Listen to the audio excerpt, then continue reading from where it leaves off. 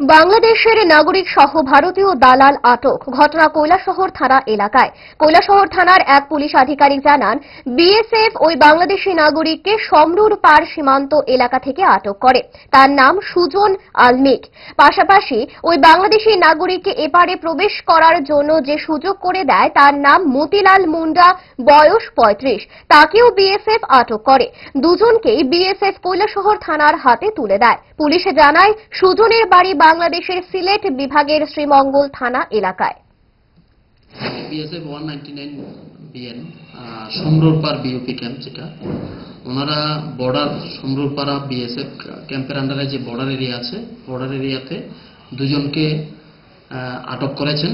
ওদের মধ্যে একজন বাংলাদেশি, যাহার নাম সুজন আলমিক, ওর বাড়ি শ্রীমঙ্গল, বাংলাদেশের শ্রীমঙ্গল থানার আন্ডারে মৌলভীবাজার ডিস্ট্রিক্ট। আর আরেকজন ছিলেন মতিলাল মুন্ডা, বয়স ৩৫, ওর বাড়ি মনোভেলি এলাকাতে। ওই ইন্ডিয়ান যে ছিল মতিলাল মুন্ডার সহযোগিতায় বাংলাদেশিটা বাংলাদেশের বর্ডার ক্রস করেছে বলে সন্দেহ।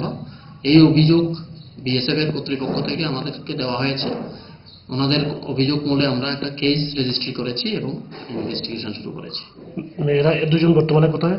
আজকে আমরা ওদেরকে পুলিশে কোর্টে আমরা ফরওয়ার্ড করেছি। ইনভেস্টিগেশন জারি আছে। বাংলাদেশের নাগরিকের বয়স কত হবে? 19 বছর। আর ভারতীয় নাগরিকের? 35।